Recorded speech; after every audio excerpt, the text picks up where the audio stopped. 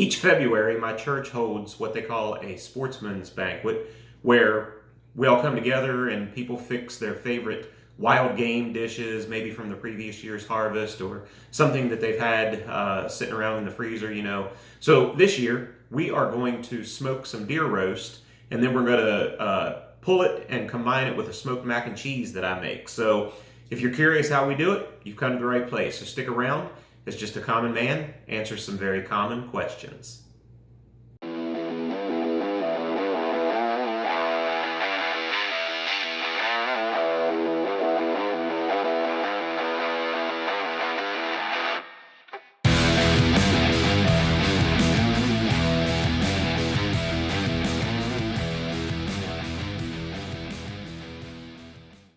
So as I said, we're going to do deer roast, and we're going to pull it, shred it, and put it into a smoked mac and cheese. You can actually do this with other types of meat. I want to do it with brisket, pulled pork, shrimp, different things like that. But if you're going to use venison or any other kind of wild game, one of the biggest things that you want to make sure that you do is get what they call the silver skin off of the meat. And you can see here on these roasts that I've got, and they're very small that I've cut apart here.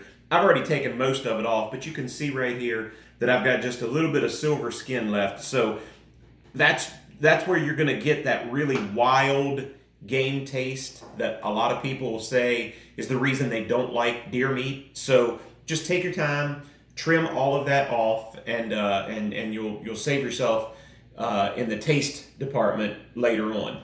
So for this recipe, we're going to do this pretty much how I do my brisket, which is just a kosher salt and pepper mix, and then Montreal steak seasoning. So again, we want to get a good bark on this as we're smoking it tomorrow. It's not going to take real long. As you can see, these are very small, but you can go ahead and give it a really good coating, because that's where your bark is going to come from when you put this on the smoker tomorrow. So as you can see, rub it in good. And if you want to use some kind of a olive oil or something like that to get a good binder, if you will, that holds this on.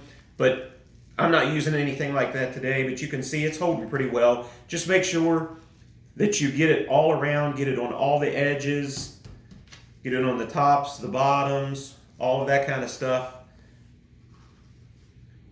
And then we'll get all of these coated up with the kosher salt and black pepper. And that doesn't look too bad.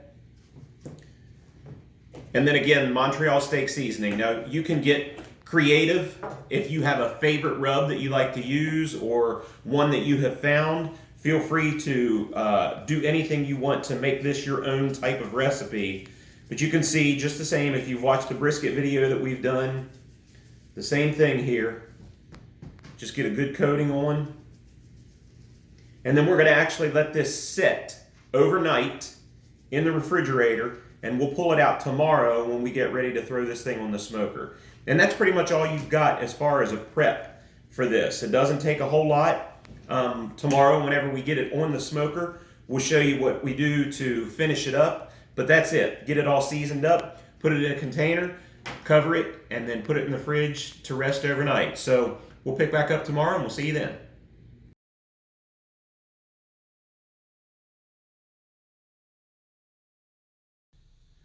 As you can see, we have our smoker fired up now. It's the next morning, and if you've watched my brisket video, you remember we had to come inside because of the weather, and we're in that position again. This is toward the end of February, but it's kind of cold and it's going to be rainy today, maybe even a chance of some snow. So I brought the smoker back inside the garage, which again, as I said in that other video, I've done that before. I'm going to go, after I get everything going here, I am going to put a bucket with water here underneath the firebox just to catch any ashes that fall out. Try to keep everything cleaned up and safe.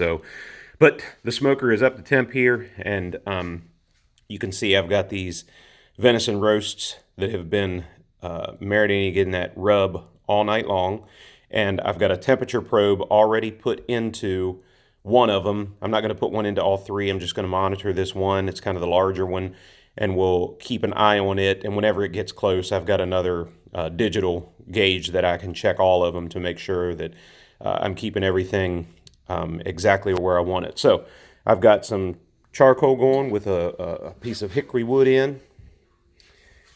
And so now at this point, I am going to lay these roasts in here. And for these, because I do have several things that I'm going to be putting on today, I'm starting with these. I want to get these on first and try and get that bark on them.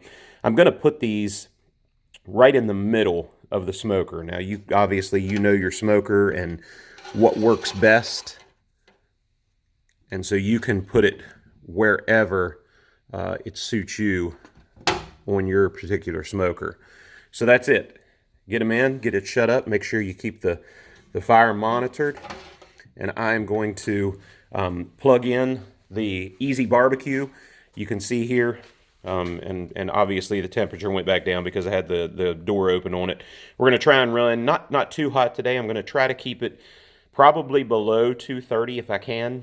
The venison, I don't want it to dry out too much, but I've got this Easy Barbecue reader that I use, and you can plug up to 6 different gauges in it. I've got one just monitoring the smoker temp because my gauge doesn't work on my old smoker. So that's it. We're going to let these things go. Probably won't take too awful long. I'm thinking, a few hours at least to get that bark the way that I want it. And then again on these, we are going to pull them off, let them rest, and then we're going to pull it apart, pull the meat, and mix it in with smoked mac and cheese that we're doing later. So we'll show you all that as well.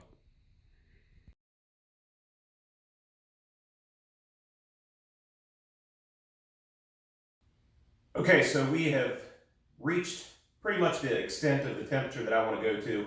The roaster at about 135 degrees. I don't think I want to go much further than that. I just don't want to dry them out. Plus, I'm going to be putting them in the mac and cheese here in a little bit, putting them back on the smoker, so they're going to get a little bit more heat. So right now, I'm just going to pull them off, and this is very similar to what I do when we do the brisket and other things. I've already pulled the temperature probe out of this. I'm just going to take the roast, and I'm going to put them on some aluminum foil here, and then go ahead and get these guys wrapped up nice and tight. So really nothing to this, just get your foil, put over top of it. And again, if you've watched the other barbecue videos that we've done, or you've seen other people, a lot of them get things wrapped up. And then a great way to keep these things staying hot for a while is I use towels and just wrap it up in the towel. No rhyme or reason to it. And then we've got this old cooler sitting down here on the floor that has become our meat cooler, and things will stay hot in here for hours. So we're gonna let these rest in the cooler for probably close to an hour or so before we have to get everything sliced up and get the macaroni ready to go.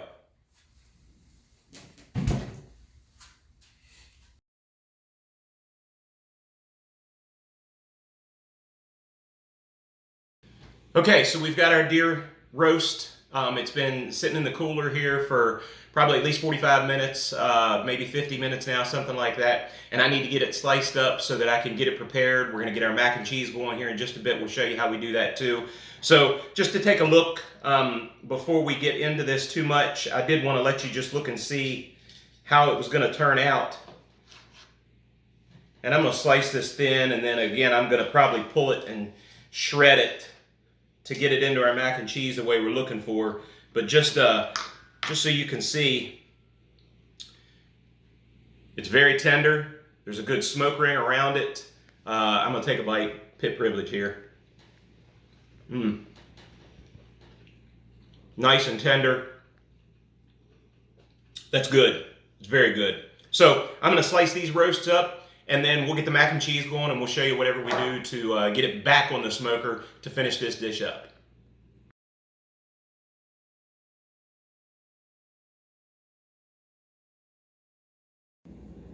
Okay, so we've got our deer roast ready to go. We're gonna get our mac and cheese going. I've already prepared the macaroni. I do use jumbo elbow macaroni whenever I do this. So just so you know, I use a pound of it for this dish. We've got our pan on. We're gonna throw just a couple tablespoons of butter and get those to melt. And you can come in and take a look here at what we've got. And as those melt down, I'm going to sprinkle some flour in to create like a roux. And I'll mix that around here for you just to see.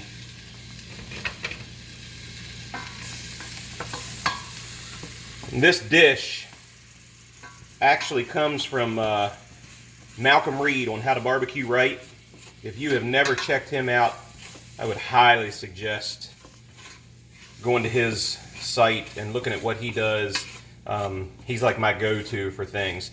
So once you get the butter and the flour kind of mixed in together, you're going to go with your heavy whipping cream, and we're going to put a half of a cup in first, and we're going to stir it in.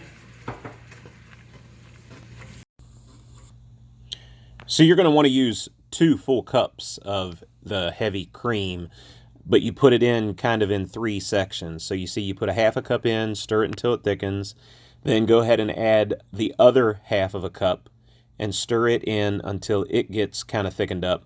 And then you take your final 1 cup of heavy cream and stir that in and get it to where it's good and thick. And that's what you need to get your sauce ready before you put the cheese in. So you can see here, we're going to take, I use sharp cheddar, and I use a pound of the sharp cheddar. Again, if you go to the original macaroni and cheese recipe that How to Barbecue Right uses, I think he uses some different cheeses, but I use a pound of the sharp cheddar, and then I add a half a pound of the Colby Jack cheese in, and you're just going to want to stir that in kind of at a medium heat. You don't want too high, so just a medium heat there, and you can see how it gets all stirred in. After you get that, you're going to add your seasonings, 1 to 2 teaspoons, and I use just an all-purpose salt, pepper, garlic mix, and then some hot sauce, and I like to use that Frank's hot sauce. So that's it.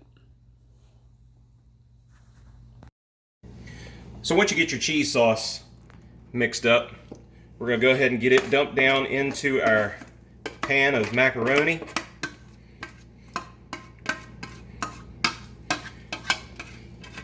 All that good ooey gooey cheese mixed in down there. And then we've got a cup of Duke's mayonnaise.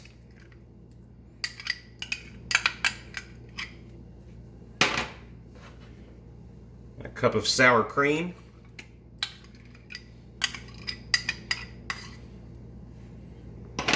And then just get all of that mixed in together.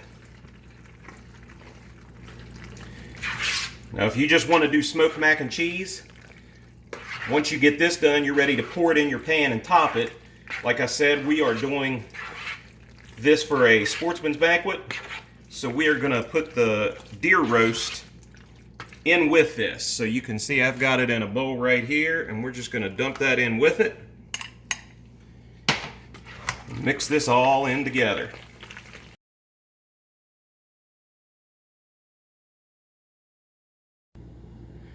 Okay, so we've got our macaroni ready to go. We've got our deer roast in it. I've just got an aluminum pan because I'm going to throw it back on the smoker. You can use a cast iron skillet. We've done that before. So we're going to, I'm sorry, I'm going to tilt away from you here to get this all mixed into the pan. And by adding that deer roast, it added a lot of volume to the pan. So I might be able to, yeah, what's the worst? It's just going to overflow. That's even better.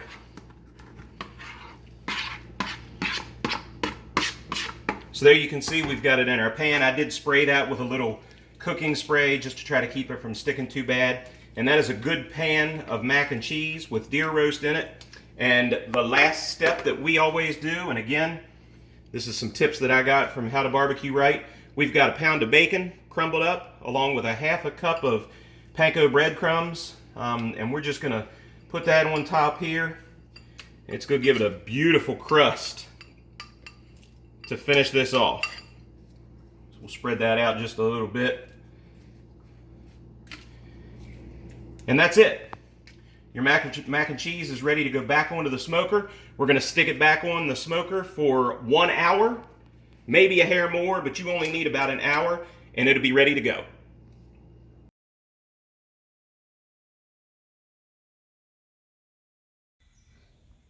Okay, and so just to show you what we've got here, you can see we've got the mac and cheese right back on the smoker. I do like to let this go about a half an hour, and then I'll just turn it to make sure it tries to cook pretty evenly. And that's it.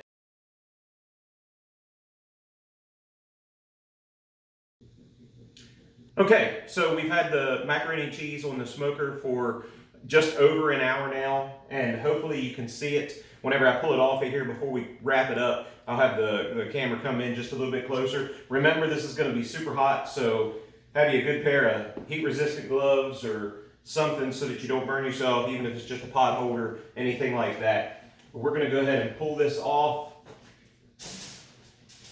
And we ran it at about 220 degrees or so for, like I said, about an hour.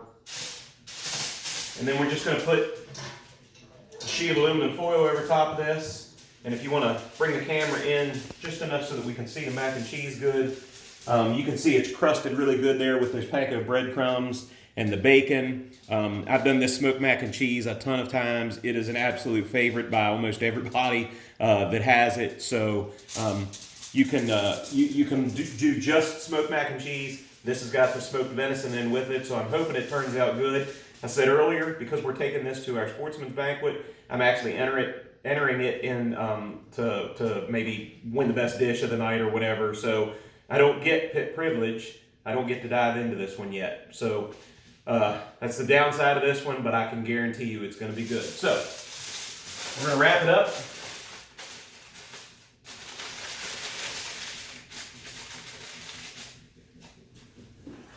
Hopefully you learned something. If you did, let us know. Shoot us a comment. Give us ideas for other videos we can do. As just a common man, answer some very common questions.